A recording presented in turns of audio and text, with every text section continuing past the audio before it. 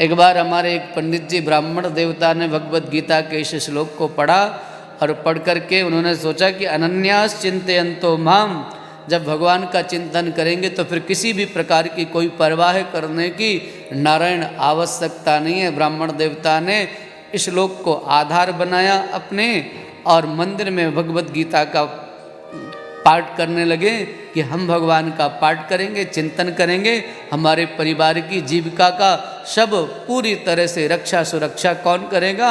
बोले श्री ठाकुर जी करेंगे।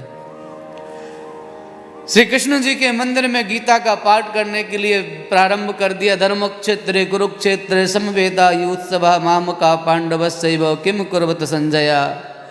और अंतिम अध्याय तक यतो धर्मस्ततो जया, यत्र योगेश्वरः कृष्णो यत्र पार्थो धनुर्धरा, तत्र श्री विजयो ध्रुवा नेत्रमतिर्मम। पूरा भगवद गीता का पाठ कर दिया।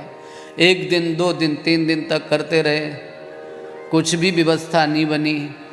तो पेन निकाला और पेन की नोक से उस श्लोक को कट कर दिया और कहा कुछ नहीं होता है, सब फिजूल की बातें हैं। तन मन धन से सब हर प्रकार से भगवान का स्मरण किया पर कुछ जीविका का साधन नहीं मिला, बेकार की बातें हैं, सब फिजूल की बातें हैं। कि भगवद गीता को मंदिर में वहीं ठाकुर जी के डाल करके और चल पड़े। पंडित जी महाराज यहाँ से निकले। पंडित जी के घर में एक घटना घटित हुई कि पंडित जी की जो देवी थी पंडितानी जी, वे घर में 3 दिन से प्रतीक्षा कर रही थी। आज अचानक से एक बालक आया है और बालक के सिर पे बहुत सारा बोझ है और उसके सिर पे सीधा सामान है बहुत सारा। मैया ने, पंडितानी ने, उस देवी ने उस बालक को देखा और देख करके बोली, लाला तू कौन को है गांव में तो पहले कभू ना देखो तो को।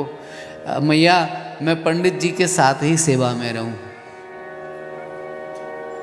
तो पंडित जी कहाँ हैं? बोले वो आ रहे हैं, उन्होंने सामग्री उनको बहुत मिली थी तो ये सामग्री मेरे हाथ में दे दी है ताकि मैं घर लेकर के पहले पहुंच जाऊं। अच्छा बेटा रख दीजिए, उस सामग्री को रख दीजिए। देवी ने देखा सुंदर श्री विग्रह है उस लाला का और कपोल पर एक रेख बनी हुई है। लाला तुम्हारे कपोल पर ये रेख कैसे बन गई? बोले कुछ नहीं, पंडित जी के साथ थोड़ा लीला कर रहा था, खेल रहा था तो पंडित जी ने ही खींच दिया मेरा गाल।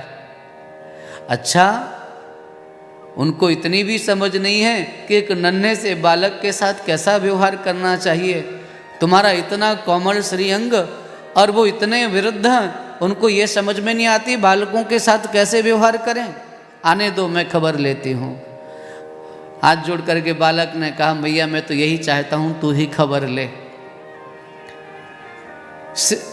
बालक वहाँ से चला गया। पंडित जी घर में आए तनतनाते हुए, देवी जी से कुछ बोले। देवी जी से कुछ बोलते उससे पहले ही देवी जी बोले, सुनो तुम आधे बूढ़े हो गए हो, तुमको शर्म नहीं आती? अरे बालकन से कैसे व्यवहार करा जाए ये तुमको समझ में नहीं आती? वो छोटे से बालक के कपोल पर तुमने खरोंच मार दी, ये बच्चों जैसे काम करते हो तुम। कौन बालक? अरे कौन बालक?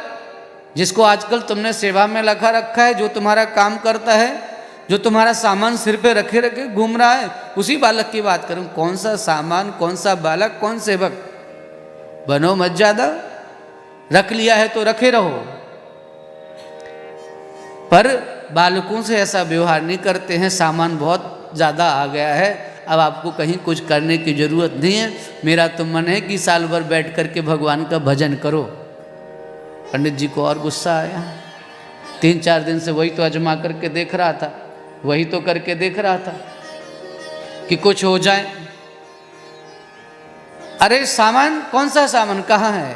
पंडित जी अंदर गए और देखा सामग्री से दिव्य तुलसी की सुगंध आ रही है, दिव्य सामग्री है वो। पंडित जी लौट करके आए और पत्नी के पैर छूने लगे। पत्नी ने कहा, क्या कर रहे हो? बोले कुछ कर नहीं रहा हूँ देवी, ये जो सामग्री से सुगंध आ रही है, इस सुगंध से प्रतीत होता है सामग्री रखने वाला कोई और नहीं, जिसको मैं पाठ सुना रहा था वही ठाकुर हमारी सेवा करने के लिए चला आया। उसने ही हमारे भरण पोषण की व्यवस्था कर दी है। और जो कपोल पे रेख थी उसके वो कुछ और नहीं था जो मैंने कलम से उस पंक्ति को काटा था, अनन्यास चिंत्यन्तो माम, उसका वो परिणाम था। मुझे परमात्मा अब क्षमा कर दें। दौड़ते हुए पंडित जी मंदिर में गए, चरणों में गिर पड़े श्री ठाकुर जी के, कहा नाथ मुझे क्षमा कर देना, मुझसे बहुत बड़ा अपराध हो गया है, मैंने आवेश में आकर के यह कार्य कर दिया है, नाथ आप मुझे क्षमा कर दीजिए।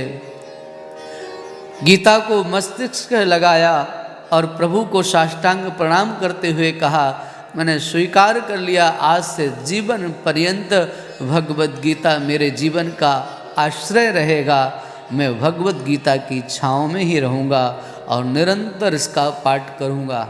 ये मेरा जीवन अब आपको समर्पित है प्रभु। ऐसा कह के ब्राह्मण देवता श्री ठाकुर जी के विग्रह के समक्ष रोने लग गए।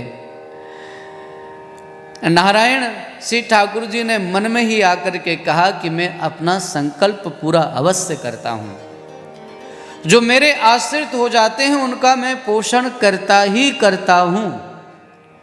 और एक बार नहीं 1000 बार सोच करके विचार करके देख लेना, दुनिया के आश्रित होकर के देख लीजिए और भगवत आश्रित होकर के देख लीजिए। दुनिया के आश्रित रहोगे तो कभी जीवन में कोई कठिनाई आएगी तो टूट जाओगे, और भगवत आश्रित रहोगे तो जीवन में कितनी भी बड़ी विपत्ति क्यों ना आ जाए, आप उस विपत्ति से सहज पार हो जाओगे, सहजता से पार हो जाएंगे आप।